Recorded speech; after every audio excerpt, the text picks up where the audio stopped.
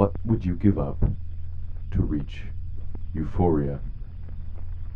Money, freedom, sanity, love. I love you. I love you. I love you. I love you.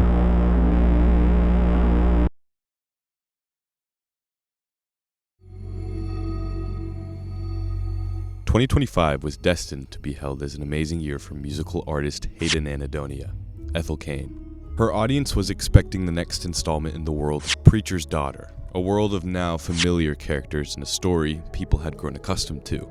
Throughout the month of October, images were posted to Ethel's Instagram account with weird sounds and strange descriptions, seemingly documenting the stages of something. During this process, on October 14th, she announced the project, Perverts.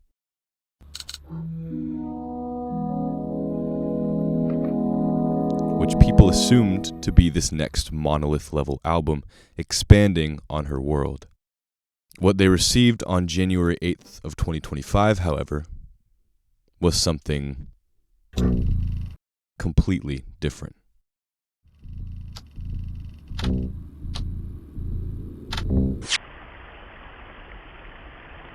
A 1.5 hour long, 9-track drone project. One that flexed every creative muscle Hayden had in her body. This body of work contains lots of noises, notes, and nothingness. Lots and lots of nothingness. While Perverts exists outside the world of Preacher's Daughter and Willoughby Tucker, that doesn't mean there aren't things to analyze and uncover. And although it may have been a year since the album's release, I have yet to see a thorough deep dive into each song on the project. So that's what I'm here to do. I did this same thing with Willoughby Tucker, where I went outside and talked about the album, so I decided to do that again. However, before we really get into it, there are a few more things I need to mention. If you haven't listened to the project, please go do that before you watch this video. With YouTube's copyright restrictions, I'll be lucky to get away with playing any of it in this video, so I really need you to experience it for yourself before you watch it. Plus, it's an awesome experience, so why wouldn't you want to listen to it? Second, I want to restate the content warning that was shown at the beginning of the video. The topics and themes discussed on this project are very sensitive and very heavy at times. So if the discussion of any of the themes on screen make you uncomfortable, that is completely understandable. But now let's go outside. You know, the last time I analyzed an Ethel Cain album, I did it outside because I was like, oh, this will be fun. Nice little change of pace, a little on-location, boots on the ground filming. And so in good spirits, as I was planning this video, I was like, we're going to do that again. We're going to film outside in like maybe an abandoned spot, maybe like some rundown place that kind of matches the vibes of the album. And then, you know, I sat and thought about it a little longer, and I was like, maybe I don't want to take all my expensive equipment to an abandoned place to film a long video. And then, you know, I did the Party of Two interview, and then it came to this week, and we got snowed in, if you couldn't tell. But you know what, honestly, this is a pretty good vibe for the album. So we're out here, it's like 32 degrees. It's a lot warmer than it was yesterday and the day before, so we made it happen. If you watch my Willoughby Tucker analysis, which I highly recommend you do, this video is going to flow pretty similarly to that one. We're going to go over each song in order, we're going to talk about them sonically, and then we're going to talk about the actual themes and what the song's about. But before we do that, we need to establish a few things about this project, because it's very different from the giant fleshed out concept albums that we're used to Ethel making. Jeez, bro, the snow is like so bright. I may take these off. While there is this big overarching theme to the project, each song is a standalone entity, and they each have a story that flows on its own. There's no like reoccurring characters, it's not like a book or a movie. This is a very much like standalone thing. I have 15 pages of notes to go through. We're going to talk about each song in order, so if you're interested in that, my name's Henry, I love music, this is where I talk about it. Let's go. So what is this overarching theme of the project that I mentioned earlier? To understand this, we need to dive into a concept that Ethel created called the ring, the great dark, and proximity to God. She explains it all in this video, but as it pertains to this project specifically, the meaning is shifted a little bit, so I'm going to explain it as it pertains to the album and not her original idea. But I will link the video if you want to see it. In life, or in pursuit of gratification, there are what's called rings. And rings are the specific moments where you feel closer to God or closer to this divine high that you are inevitably chasing. As you find more and more of these rings and you reach these greater and greater highs, you get to what's called the divine theater. And as Ethel explained it, the divine theater is the closest proximity you can possibly be to God. But the divine theater isn't a place you can stay, it's a place you can reach. So after you reach it, you eventually go back to what's called the great dark, which is the realm of normality, or just the regular world. And the more you reach it, the harder it is to get there. So it becomes this increasingly self-destructive struggle to get to these rings, to get back to the divine theater, which will eventually just throw you back down to where you were. Until eventually you are left with nothing. That's the central theme of Perverts, and each song is going to catalog a different experience following this kind of theory. Whether that's a person experiencing the thing in its entirety or simply just different stages of it. You'll see what I mean when we get there, but let's go into the first track, Perverts. At its core, without the narrative, Perverts is a very jarring drone noise album, and the title track immediately throws you into that kind of vibe. It's not particularly enjoyable to listen to. It's not really something that you would put on in the car on the way to work or something. It's ominous, it's loud, there are random distorted sounds and bells tolling and crazy stuff like that. Ethel's distorted voice kind of ringing throughout the entire thing. It opens with a distorted choir singing "Nearer My God to Thee," which echoes this theme of trying to reach an insane closeness of God. Immediately establishing the narrative for this project from the beginning, which I think is something Ethel does really well. Throughout all of her projects, it's almost like we get thrown into the world right off the bat. And again, I think that's something she does really well here. After a bit of droning static and wind, you start to hear the phrase, "Heaven has forsaken the masturbator," over and over again. Again, pretty much instantly, we are thrown into the themes that we're going to see throughout this entire project. As it continues, the phrase boils down to just the word masturbator as a bell starts to toll, while Ethel continues to say, "No one you know is a good person." Fast, reckless driving often leads to slow, sad music. And as the bell continues to toll, we hear heaven, heaven, heaven, heaven has forsaken the masturbator. And then the backing track ends abruptly with a cut as Ethel says, "It's happening to everyone." So while we know the themes of this album is chasing an insane high to get closer to a feeling of proximity to God, the song establishes, at least in this track, what the person is chasing, and that is pleasure or self-gratification. A feeling with which its peak brings great pleasure, but also this insane sense of shame, especially coming from what sounds like a very religious context. The song catalogs the negative feelings that come with chasing this kind of high, feeling forsaken by God. And while this song in particular, there's not an insane amount of stuff to digest,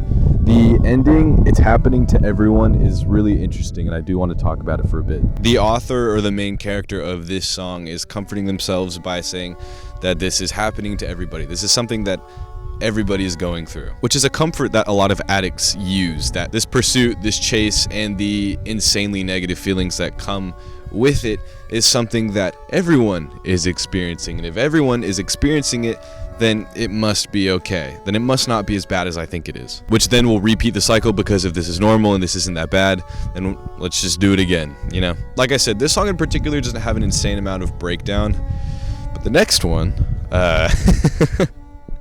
the next one does. I know we're only on the second song, and I know I put a trigger warning at the beginning of this video, but this song in particular discusses some pretty intense themes. So if you are second guessing watching this video, now would probably be a good time to click off. Punish is the second song on this project, and it is arguably much more listenable than its predecessor. It has a soft piano melody, and Ethel's vocals are very ethereal. They're very melodic. Ethel is really good at making this kind of music, this kind of almost heavenly sounding song, covering these not heavenly themes. The song starts pretty ambiguous. "Whatever's wrong with me, I'll take to bed. I give in so easy. It has always been this way." That could mean a lot of things. That could mean addiction. That could mean just a struggle in general. We're not really super concerned yet. "I am punished by love" is repeated twice. This is where you start to maybe raise an eyebrow a little bit. To me, this means one of two things. One, the person that is speaking right now is being taken advantage of with the excuse of love, or they are doing the exploiting. Hold on to that latter. In the morning, I'll mar myself again. Mar means to ruin or to impair. And so in the context of this song, it's talking about self-harm. This person is deeply troubled by their concept of love and maybe the things they've done in the name of love, so much so that they are physically hurting themselves because of it. Holy, I'm getting my gloves.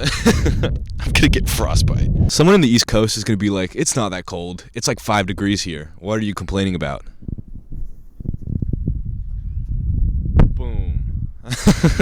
Boom. Should have did that earlier. Now, we still don't know why this person is doing what they're doing until literally the next line. He was a natural plowshare. Let's get into a history lesson and a game of Can I Say This on YouTube. Gary Plowshare shot and killed on national television. The clip of the actual incident goes viral every now and again. You can see a news broadcast showing Gary, I think at a payphone, or just kind of standing by in front of the camera, and then pulls out a handgun and shoots him. If I remember correctly, it's because Gary got a much lighter sentence, or like a light sentence in comparison to what he actually did, and so the father took it into his own hands. So, if we're reading all of this right, the song is describing who was shot by the victim's father. But unlike Plowshare, this person lived, and with the immense shame and disdain they felt for themselves because of religious reasoning, this person continues to harm themselves to recreate the feeling of the bullet as a sort of divine punishment, which is confirmed with the line, "Shame is sharp, my skin gives so easy." So putting it all into context, this person is quote-unquote punished by his view of love, so much so that he acted on what he thought that was and received the consequences of it. But because those consequences weren't, to what he expected them to be, he now thinks that in some sort of a continuous divine punishment, he has to recreate that feeling upon himself. I warned you, this song is it's very heavy. Only God knows. Only God would believe that I was an angel, but they made me leave. This line is strange. I'm sure you also agree. To me, this makes me think that the author still had hope for himself, as most people do after they've done something, no matter how atrocious. Sometimes they think they can change, and I think this line is saying that he thought he could, and that only God believed it. But he was obviously shunned by his community and was forced to leave. "They made me leave" is repeated while a loud, overdriven guitar comes in to support the backing track. Alright, let's talk about the guitar, because if you've listened to any of Ethel Cain's music, and if you've watched my previous video, you know that I think very strongly about what these loud guitars mean, especially in her music. When I listened to Willoughby Tucker, something I noticed was that the loud, overdriven guitar sound seemed to signify Ethel taking things into her own hands, or trying to steer control away from the inevitable or the divine. It was really prominent in Dust Bowl whenever Ethel was trying to save their relationship with drugs and stuff like that. I don't think that idea is necessarily specific to Willoughby Tucker or Preacher's Daughter. And I want to go as far as to say when a loud, overdriven guitar plays in this album as well, it signifies the protagonist trying to take control of things away from the divine, or away from the inevitable, or in this case the community of the town that this person was living in, where the path of the inevitable or the divine would be to kind of live out with this punishment and accept the situation you were in. Instead, this person is taking it into their own hands to continue punishing themselves. This continued marring isn't something that a divine power came down and told them that they have to do. This is something that they took into their own hands to do to themselves. And again, while it's under the notion of a divine punishment, it's not actually one. So that's what I think that means. It's going to become a lot more prevalent as we get into the later songs of the project. And this song in particular is just really difficult because it's a really gross, atrocious person. But I think it's really interesting to see the concept that I kind of attributed to Ethel's character in her concept album specifically, kind of making its way back here. But the song ends with "I am punished by love" over and over again, with the piano fading out. And that's the end of Punish. While that song is sonically the most enjoyable to listen to so far, Lyrically, it's not one I would recommend you listen to all the time. And while it is interesting, we have more to cover, so we're going to move on. House of a Psychotic Woman. House of a Psychotic Woman. House of a Psychotic Woman. The song is based off of a book under the same-ish name that covers female neurosis in horror/exploitation films. And as you're going to see in this song, it's about female neurosis. The song goes back to the droning that we heard in the first one, with I love you being repeated over and over and over again. All the sounds get louder and louder, and guess what? A guitar starts to come in. Around midway through the song, a monologue starts to get spoken where I love you is repeated after each line. It talks about a somewhat one-sided relationship that the narrator wonders if it will return. And to me, what I wrote down is it sounded like a relationship with God that the narrator feels that they aren't deserving of. They have done things or are doing things that makes them feel undeserving of God's love, which is a perverted view of a relationship with God, because God's love is never-ending and non-deserving.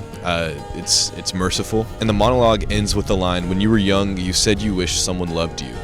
I do. Which I think Ethel is portraying God as speaking this line, reminding her that he does love her. It ends with I love you being repeated over and over and over again, then ends with like 6 minutes of droning, moaning, groaning, singing, all of the above. I think this song catalogs the experience of reaching the divine theater, but specifically the part right before you go back to the Great Dark. I believe that this is the narrator reaching the insane close proximity of God through the divine theater and just confessing her love. I love you, I love you, I love you, I love you. It's over and over and over again. And then once that monologue hits, it's kind of that realization of like remembering what you did to get there, or remembering what you're currently doing as you start to think you are undeserving of that love. And then as the I love yous stop, you have reached the end of your stay in the divine theater.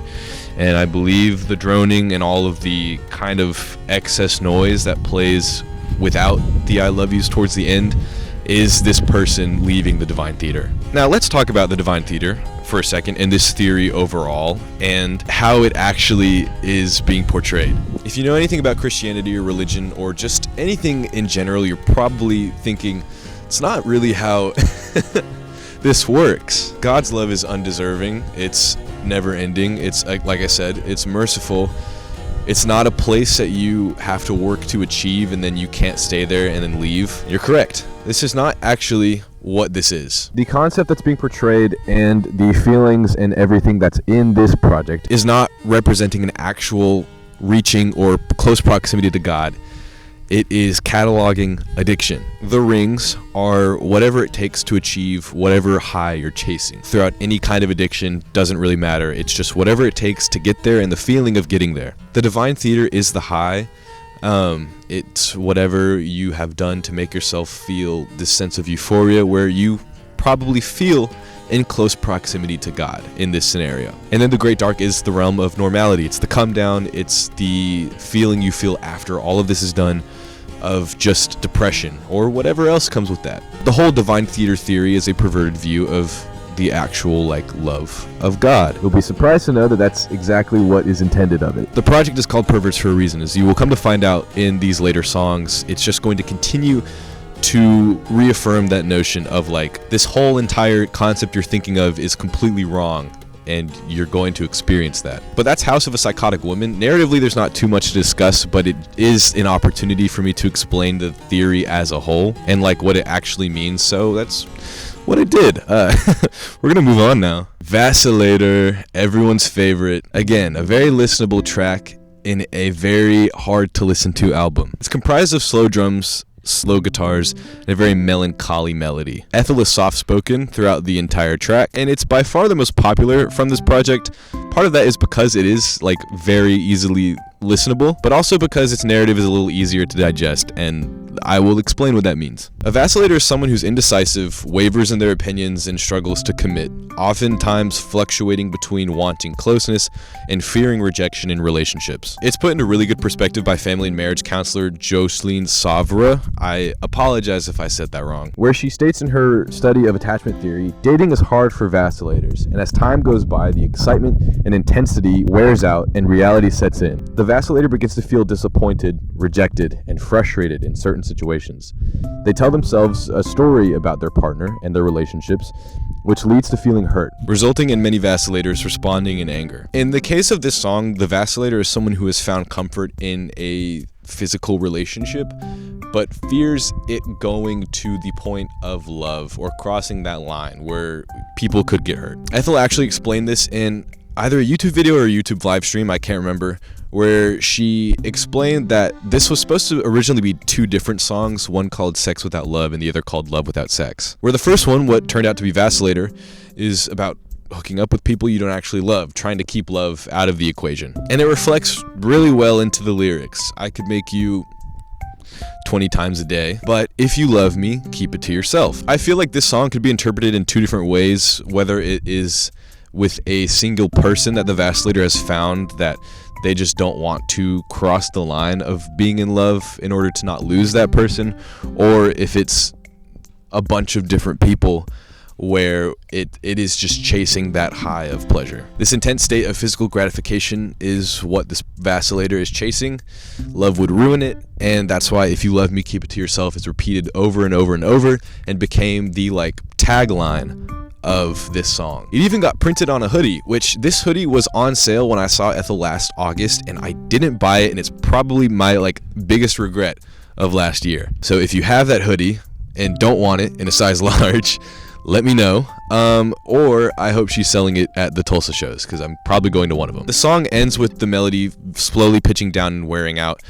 This song is probably the most tame of the album, which is why it became popular and why it's easy to listen to. There's not a lot going on. It's very easy to understand, but it ties back into the entire theme of the album, chasing this intense gratificational high to get to that divine theater where crossing the line of love would put that whole thing in jeopardy and have to mess everything up.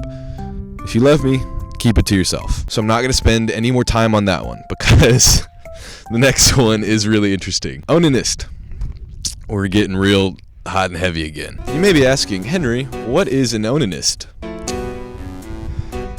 You're probably not going to like my answer. The word onanist actually has biblical origins, believe it or not. In Genesis 38, it tells the story of Judah having 3 sons, Er, Onan, and Shelah. The Lord put Er to death because he saw him as wicked. And because of that, Judah told Onan to sleep with Er's wife, to have children, to fulfill his duties as a brother-in-law. Crazy, I know. But it gets crazier, I promise. Onan sees the situation that he's in, and in a mixed feeling of not wanting to have children that weren't really his own, and also to gratify himself, he goes through with it, but as it says in the Bible, he spilled his semen onto the ground. And then the Lord put him to death for his act of self-gratification. So because of that, onanism or an onanist is typically someone who participates in self-pleasure or self-gratification. Onanism kind of became like an umbrella term for all sexual self-gratifying sins. Because of Onan's self-centered act, it kind of got linked with all the other self-centered acts. And that's exactly what this song catalogs, believe it or not. It opens with a quote from Dante's Divine Comedy, which I didn't write down, so I'll put it on screen. But it paints the protagonist in this scenario where they're in the woods and there's kind of a fork in the road between a divine decision and a decision you make on your own, if that makes sense. After this, Ethel puts in some very ethereally heavenly vocals, but during this, a really, really loud, overdriven guitar comes in. And I don't mean loud like how it is in the other songs. It genuinely is extremely loud to the point where you can't hear anything else. And as I mentioned earlier, the guitar symbolizes taking matters into your own hands and, forsaking the divine. And in this specific scenario, the person has chosen the path of self-righteousness or self-gratification, the path of onanism. After this, the guitar cuts out, everything cuts out with it, and the line, "It feels good," is repeated over and over and over again, while you can hear thunder and other loud noises occasionally. Again, putting the protagonist in a situation where they have achieved this high or this ring through onanism, but has put themselves in a situation where they are separated from the divine. I think this one in particular is really interesting. This is actually where I wrote down my theory about the guitar meaning taking control or trying to take control back from the divine. because I think this is where it's the most prevalent. It's the song where the guitar is like genuinely the loudest thing in the entire world, so it makes sense that it would be very important, and that's what made me think of it. Again, we're linking everything back to that single theory, but we're gonna move on because the next song is also really interesting, and I'm really excited for this one. Pulldrone is next on the list, and per Ethel, Pulldrone refers to the idea of an individual eventually growing tired of the mundane, which causes them to venture off finding something new. It repeats until they find this divine theater and become addicted to the euphoria and self-destruct. This is a much more realistic version of the entire theory we've been discussing, and is exactly what I described a few songs ago. The chasing of the euphoria through eventually self-destructing means is exactly what Pulldrone is going to discuss. And what better story to convey this idea of growing tired of the normal and the mundane in order to, in a sense, gain a closer proximity to God than the story of Adam and Eve. As you listen to this song and as you read through the lyrics, what you're going to discover is this is pretty much an exact retelling of the story of Adam and Eve. Something I want to point out that I forgot to point out in Onanist is whenever Ethel is talking about any kind of self-gratification or onanism or whatever word you want to equate with it, there is a specific way she makes her vocals sound, and it's very noticeable in the very first song when she says, "Heaven has forsaken the masturbator." This distorted or like recorded sound of her vocals comes up again in Onanist where she says, "It feels good," and in this song, all of her vocals are in that same tone. So with that being said, Pulldrone catalogs each different stage of the Pulldrone. 1. Apathy. I am what I am, and I am nothing. This growing feeling of hating the mundane and wanting something different. 2. Disruption. Deciding to actually do something about it. 3. Curiosity. The line she gives here I think is really important, where she talks about an insatiable desire. The desire, or what she's feeling, cannot be satiated by the mundane, and as the Pulldrone continues, what's going to happen is the high she's going to reach will eventually become mundane and will be unsatiating, to the point where she has to keep going farther and farther and farther, which is cemented with the 4th stage, assimilation. This has become normal. It has become mundane. Whatever she found, whatever high she got, whatever discovery she made, it's become normal again, which leads to 5, aggrandization. I actually didn't know what aggrandization meant before I listened to this project, and it means to make greater. So we have to make what we found greater in order to achieve that feeling that we found. 6, delineation. I want to know what God knows and to be with him. This is the point in the Adam and Eve story where Eve picks the fruit of the knowledge of good and evil. I want to know what God knows. I want to be with him. And before step 7 comes in, a bell tolls, and this, I don't know what instrument it is. It's almost like a violin, but I know it's not. Comes in. It's very loud and very jarring and very drone-like. 7, perversion. The fruit has been eaten.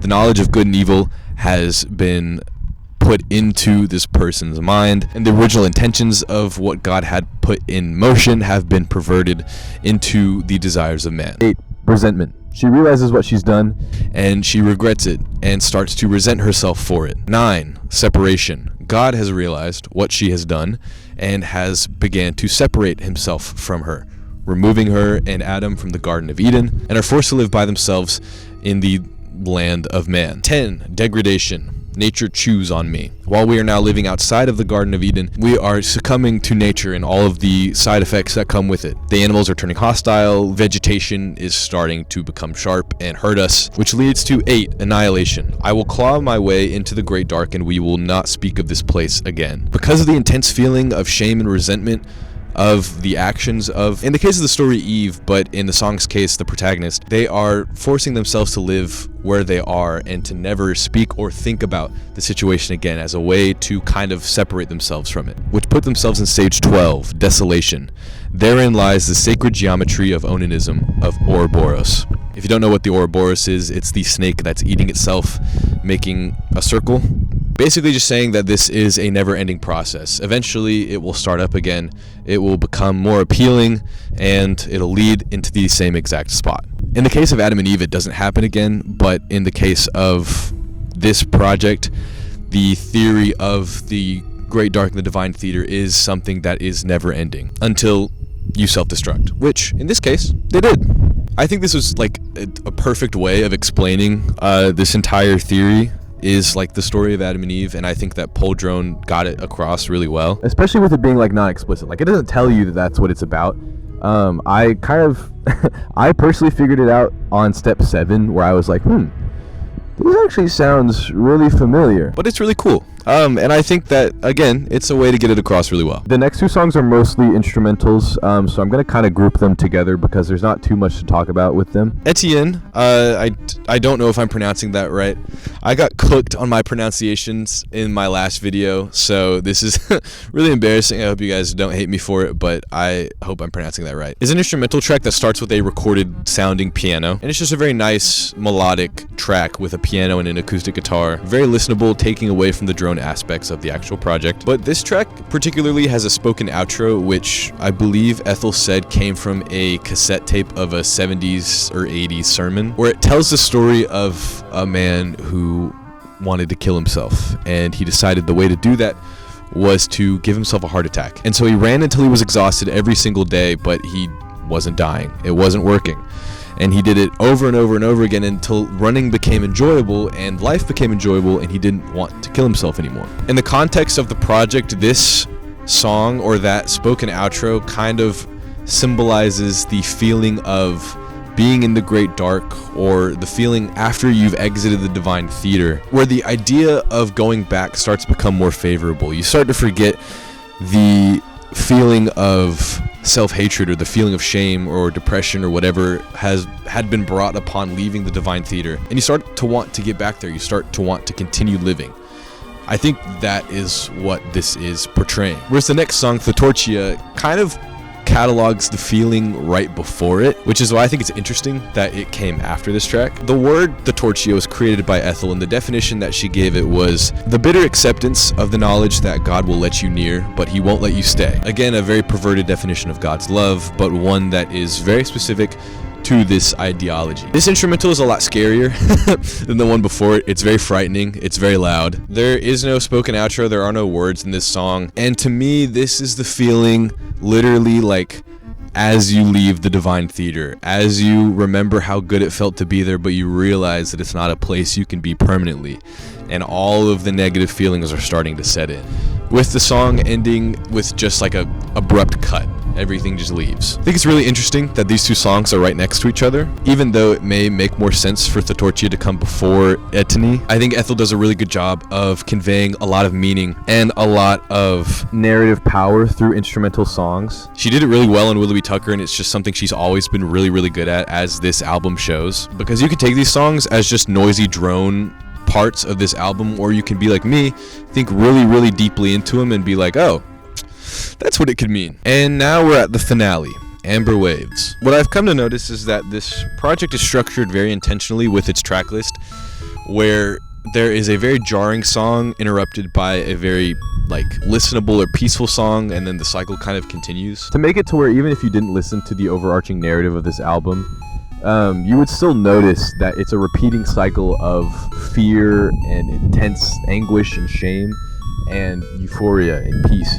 And that continues with Amber Waves, which is, again, a very listenable song. It starts with a clip from Little House on the Prairie, where the most important line there is, I would recommend you take just as much as you need to feel good. Ethel stated on Tumblr, Amber is the personification of casting love aside to get high. Which is exactly where the Pulldrone, or the Great Dark Divine Theater theory, is exactly where it starts to get self-destructive.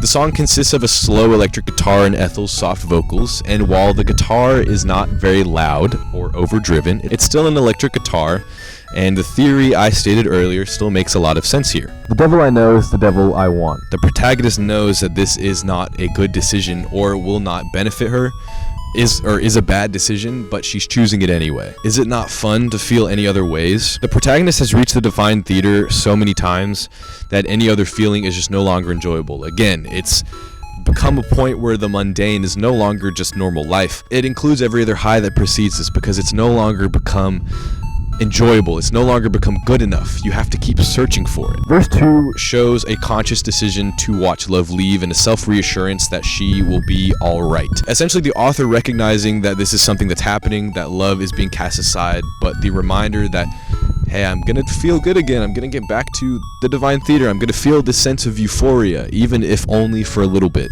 The word catatonia shows up in this song, and it is a complex neuropsychiatric behavioral syndrome characterized by abnormal movements, immobility, abnormal behaviors, and withdrawal, which is exactly what this song is about. This intense desire to reach euphoria and the behaviors of an addict that it takes to get there. They're not normal. It's not what this person is usually like, and that is exactly what this song is cataloging.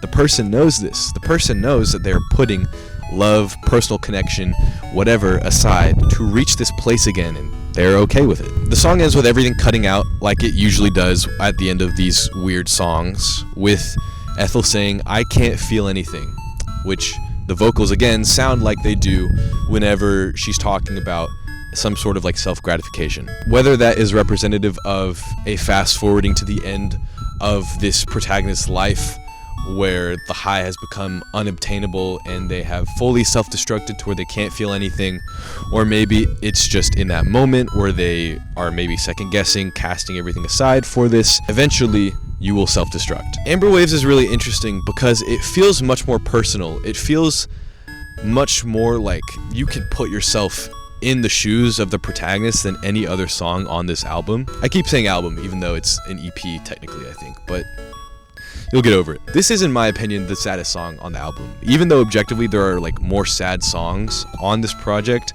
it's like, it's very heart-wrenching. It's very like, you can see this exact situation play out. Maybe you've experienced it in your own life where you've seen an addict put things aside, whether it's love or personal relationships or a personal connection with you, to pursue this never-ending high. Or maybe it's something you've personally experienced where it hits home. This is a really, really difficult song to listen to. But again, it is very indicative of this ideology that's overarching the entire project, to where the mundane is growing. It's increasing to not just normal life, it's increasing to every other thing that you have tried, every other thing that is a step below of what it's gonna take to get high next. And it ends with "I can't feel anything," which is the end to every single one of these songs, to every single one of these stories, every single one of these protagonists. The end of the ring, the great dark, and the proximity to God is self-destruction. You can't feel anything. And that, my friends, is Perverts. That's the album. This album is something that I didn't expect to have that much substantiality. I had always just written it off as a standalone drone project that Ethel had released. I actually didn't listen to it until this year. It took me a full year to sit down and listen to the project, and I'm very proud to say that's not the case. I know it's been a year since the album released. I know people have talked about it ad nauseum, but I hadn't seen a like real in-depth breakdown of each of these songs on YouTube before, and I really wanted to sit down and do that, especially because the response to my Willoughby video was so great, which thank you so much. I hope you watch this video and learn something from it. Maybe you took something away from it. Maybe you have thoughts. Maybe there's something I didn't notice that you noticed. Please leave a comment. That would mean the world to me. I love discussing with you guys, especially about stuff like this. But I think that's gonna do it for me. Thank you so much. If you want to watch my Willoughby Tucker video, it will be linked in the description, or it will show in the end card right here. And if you want to watch any of my other videos, I've been making videos for a long time, so you should check some of them out. Thank you to every single one of you. I love all of you on a deep personal level. My name is Henry. I love music. This is where I talked about it. I will see you next week. Ugh. Goodbye.